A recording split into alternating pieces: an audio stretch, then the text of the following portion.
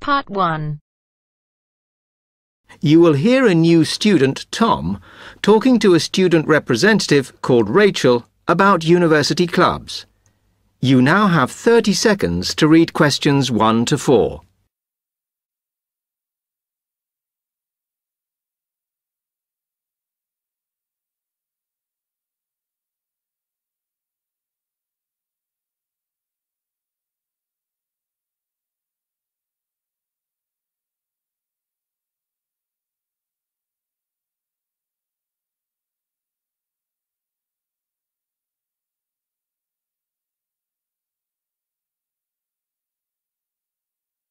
Hi, welcome to Freshers Week. I'm Rachel. Can I help you? Oh, hi. Yes, I was hoping to find out about some clubs I could join. Well, all the club stands are here in this hall. What were you interested in? Not sure. I wanted to do something where I could meet people. Well, take this leaflet with details of all the clubs and see what you think. Oh. It'll probably depend on what day you're free. Like on Mondays, there's the film club. Then on Tuesdays, you've got the climbing club. That's really good. I'm in that. Then on Wednesdays, you've got chess, if you want something a bit more intellectual. But you should look through carefully because all the clubs run extra activities as well as their normal meetings. Oh, yes, I see. So, it looks like the film club has discussions after the films. I'd quite like to go to those. Then, climbing. Goodness. It says here that the university has its own climbing wall. That's impressive. And they go on weekend trips. Cool. And it says the chess club normally just does games with whoever turns up. But it also runs competitions sometimes. But I bet you've got to be pretty good to do that. Yes, I think so. And how many people are in the clubs? Are they all really full? Well, obviously they're all different. So, for example, the film club has just increased its membership from 85 to 125. But I think they're hoping to extend it to 150. The climbing club's quite small, 40 people. And the chess club is fairly healthy at 55. Right. OK. So who do I see if I want to join these clubs? Well, if you go round the stands and speak to the people there. For the film club, that's the events organiser. For climbing, you'll need the club secretary. And the chess club is organised by one of the maths tutors. OK? Yep. I think I'll start with the climbing club. It sounds good. Oh, well, as I said, I'm in that, so I might be able to help you a bit. You now have 30 seconds to read questions 5 to 10.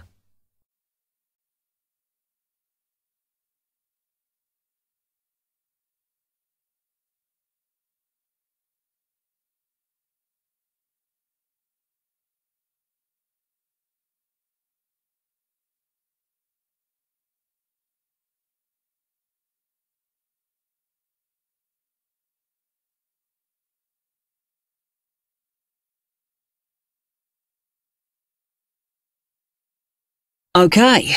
It says in the leaflet that they get together twice a month. Is that right? Yes. Oh, you must join. It's really good fun. We go away quite a bit to North Wales. And every year we have a special excursion, usually to France, which is where we're going this year in the spring. The weather's too unpredictable in the autumn. Wow, that sounds good. But it must cost a lot. Yeah, but we try and save up for it through subscriptions. So rather than having a huge sum to pay in the month we go, we collect those weekly, so it spreads it out. Good idea. I think I'll definitely join. There are quite good benefits you get from joining. I mean, you need that, don't you? And the university clubs normally try and do deals with local businesses, so it's really worth joining. Like in the climbing club, they've got a special arrangement with one of the shops in town. So if you show your card, you can get money off equipment. Don't think the discount extends to clothes, though. That's really worth it then. I'll go over and talk to them now. OK. Hope you do join. Oh, and another thing I meant to say. If you do become a member, you automatically receive a magazine once a year.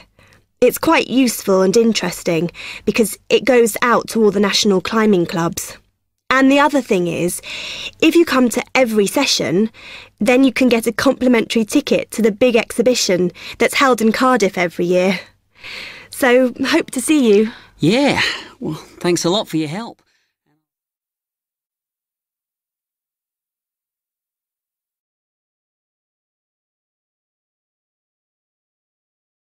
That is the end of part 1. You now have half a minute to check your answers.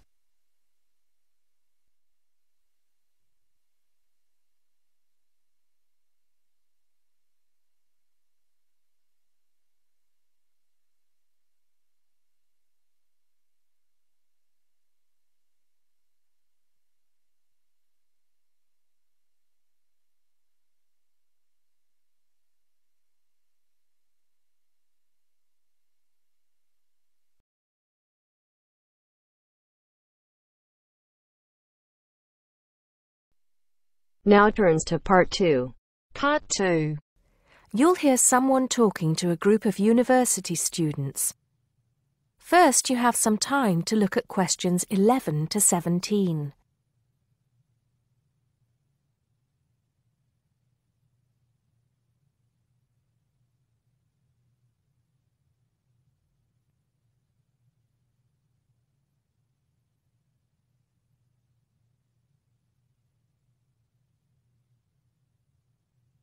Now listen carefully and answer questions 11 to 17.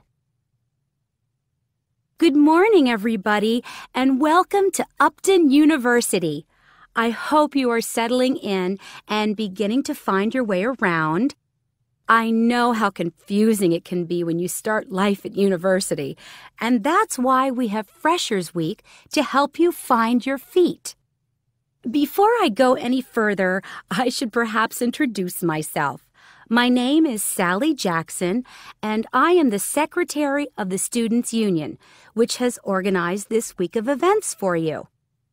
You will usually find me in the office on the first floor of this building when I'm not attending lectures. Anyway, down to business. Of course, there are a few things that you are obliged to get done during your first week here. But once you've opened a bank account, if you haven't got one already, seen your director of studies to discuss which courses you are going to take, and signed up with a doctor, there will be plenty of time left to enjoy the events we have arranged for the week. And have we got a lot lined up for you? Throughout the week from Monday to Friday, every morning starting at 10 a.m., there will be orientation and welfare events. These will include tours of the campus, which, as you have probably noticed, is the size of a small town with 9,000 residential students, as well as sessions on developing study skills. We also have tours of Upton itself arranged for you, with a bus leaving from outside this building every afternoon at 5 o'clock. There are a number of interesting things to do and see in and around Upton, so you can expect visits to the castle and museum as well as the popular Ghost Walk. You'll need to sign up for this one, as numbers are limited. Just put your name on the list on the notice board in the entrance lobby. An important event is scheduled for Monday, that's the day after tomorrow, when we will be holding the academic fair. This is an opportunity for you to speak to students and academic staff about the courses that are on offer. The academic fair starts at 1 o'clock, by the way. There are a couple of other fairs that I think will interest you. First of all, we have the Societies Fair on Tuesday the 16th, which I think is an absolute must. You might not believe it, but the university has over 150 societies and sports clubs you can sign up for, so you are sure to find something of interest to you. That also starts at 1 o'clock, and it will be here in the Union Building. Also in this building is the trade fair on Wednesday from 2 until 5 in the afternoon. This one might sound a bit strange because you will find a load of banks and other businesses here trying to get your custom. You will find plenty of bargains and, best of all, a lot of the businesses give away stuff for free. Before you hear the rest of the talk, you have some time to look at questions 18 to 20.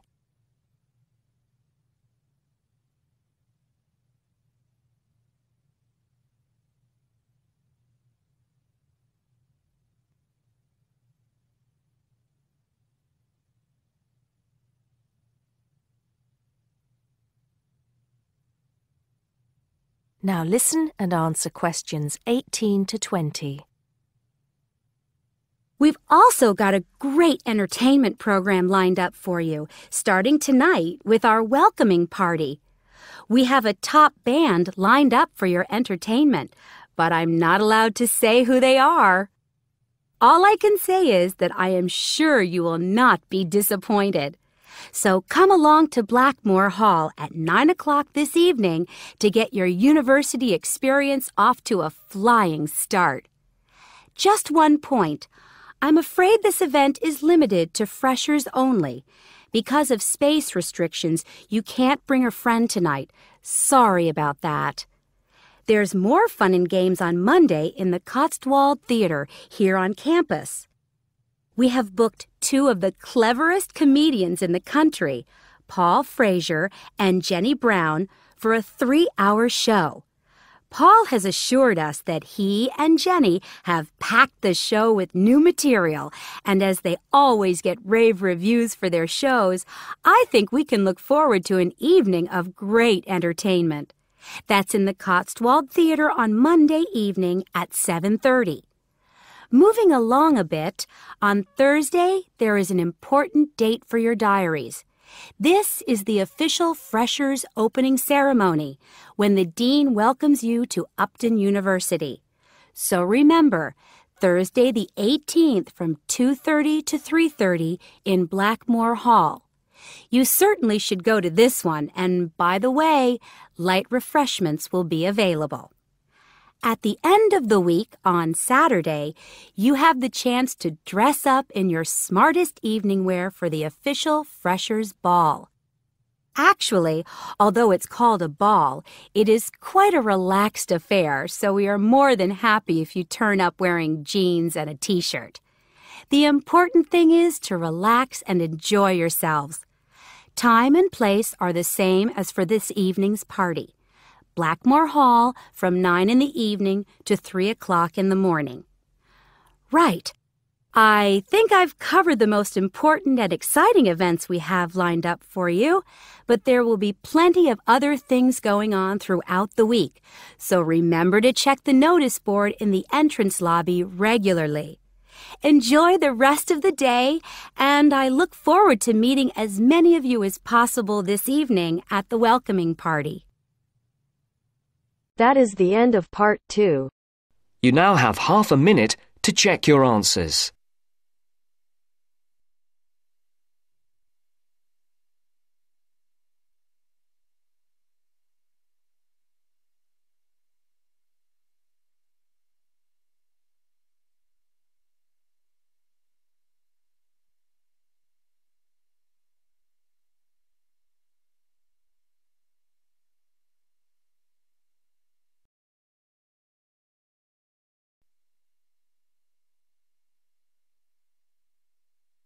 Now turns to part 3. Part 3. You'll hear an introduction about the process of producing stamps. First, you have some time to look at questions 21 to 25.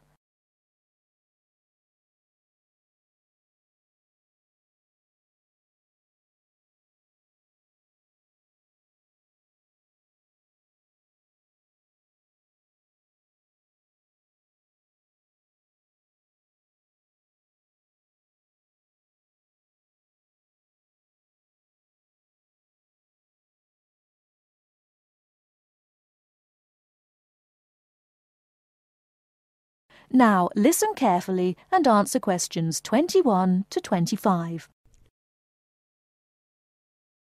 Hello and welcome to this week's edition of Tell Me More, the programme where you ask the questions and we provide the answers. And we've had a wide variety of questions from you this week. And the subject we've picked for you this week, in response to your many letters, is the production of postage stamps. And as usual, we've been doing our homework on the subject. So, who designs the postage stamps that we stick on our letters? Well, in Australia, the design of postage is in the hands of Australia Post. In Britain, it's the Royal Mail that looks after stamps, and it seems that both countries have a similar approach to the production process. We discovered, to our surprise, that it can take up to 2 years to produce a new postage stamp. Why is that, I hear you ask?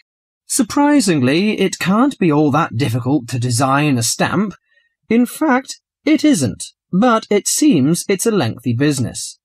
Firstly, they have to choose the subjects, and this is done with the help of market research. Members of the general public, including families, are surveyed to find out what sorts of things they would like to see on their stamps. They are given a list of possible topics and asked to rank them. A list is then presented to the advisory committee, which meets about once a month. The committee is made up of outside designers, graphic artists, and stamp collectors. If the committee likes the list, it sends it up to the board of directors, which makes the final decision. Then they commission an artist. In Australia, artists are paid $1,500 for a stamp design and a further $800 if the committee actually decides to use the design.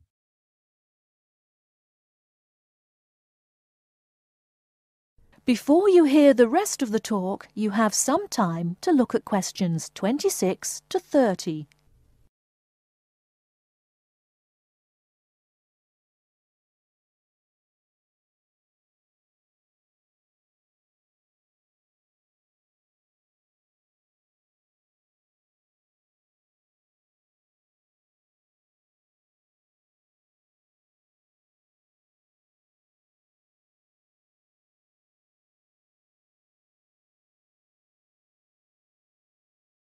Now listen and answer questions 26 to 30. So there's a possibility that a stamp might be designed, but still never actually go into circulation. So what kind of topics are acceptable?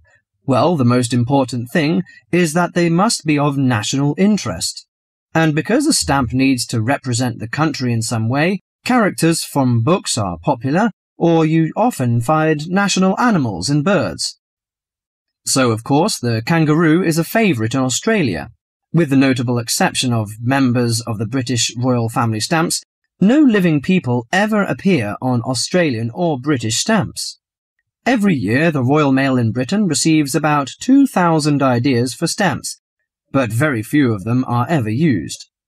One favourite topic is kings and queens. For instance, King Henry VIII, famous for his 6 wives, has recently appeared on a British stamp together with a stamp featuring each of his wives. But despite the extensive research which is done before a stamp is produced, it seems it's hard to please everybody. And apparently all sorts of people write to the post office to say that they loved or hated a particular series. The stamp to cause the most concern ever in Australia was a picture of Father Christmas surfing at the beach. And when you consider that the practical function of a stamp is only as a receipt for postage, I think perhaps the importance accorded to stamps has got out of all proportion. Well, that's all for today. If there's a subject you want us to tell you more about, drop us a line at... That is the end of part 3. You now have half a minute to check your answers.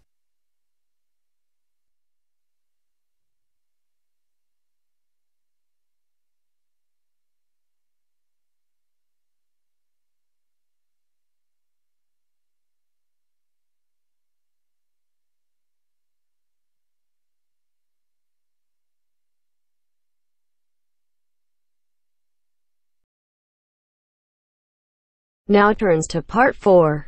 Part 4. You are going to hear a talk on Canada. First, you have some time to look at questions 31 to 40.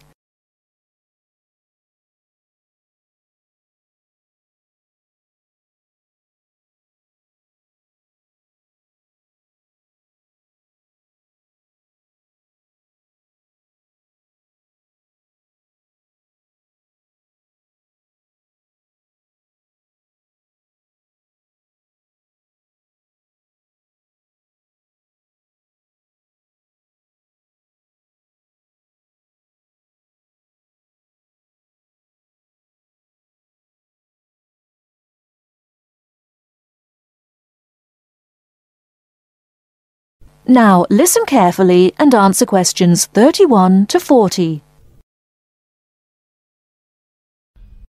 Good morning and welcome to this talk on Canada. Many people think of Canada as a land of ice and snow. They think of it as a young country with few inhabitants, a country of English-speaking white people.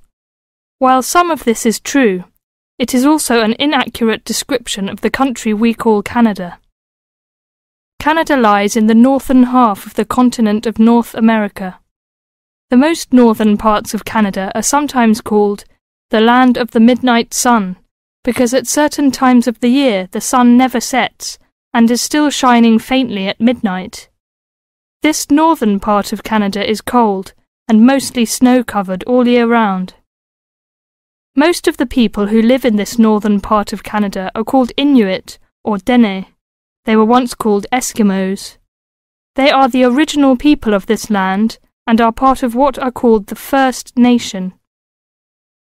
As we move to the more southern parts of Canada, the land changes and so does the people. Moving from east to west in southern Canada, we travel from the Atlantic provinces of Nova Scotia, Newfoundland, New Brunswick, and Prince Edward Island. These small provinces, with small populations, border on the Atlantic Ocean. The land in these provinces is not very fertile, so fishing, forestry and mining are the main industries, although in some small areas, agriculture is also important. If we travel west from the Atlantic provinces, we come to central Canada, composed of the large provinces of Quebec and Ontario. Both provinces are rich in natural resources, have fertile land, and are the centres of industry for Canada's largest cities. Toronto and Montreal are found in these provinces. The province of Quebec is the centre of French language and culture in Canada. In fact, Montreal is the second largest French-speaking city in the world after Paris. Finally, in the far west of Canada, we come to the province of British Columbia. This province is separated from the prairies by the Rocky Mountains and is bounded on the west by the Pacific Ocean. British Columbia is often called simply the West Coast. British Columbia is an attractive place for tourists because of its mild climate, spectacular mountains, seacoast and beautiful forests. Agriculture, forestry, shipping and fishing are major industries in British Columbia. The people of this land of Canada are as varied as its landscape. The original settlers, those we call the people of the First Nations, came from Asia by crossing the Bering Strait from Siberia to Alaska. In their new environment, they developed many new languages and cultures. In the 16th century, the first Europeans arrived in eastern Canada. They came from Britain and France. By making treaties with the original inhabitants, they gradually established colonies in eastern and central Canada. After a war with France, Britain took over the French colonies in Quebec and eastern Canada. By the end of the 18th century, all of Canada was under British rule. From this time until the present century, most of the immigrants to Canada were British, Scottish and Irish. In this century, however, Canada has had an influence of settlers from all over the world. There are now hundreds of thousands of people from Asia, Africa and South America who now call Canada their home. That is the end of part 4. You now have half a minute to check your answers.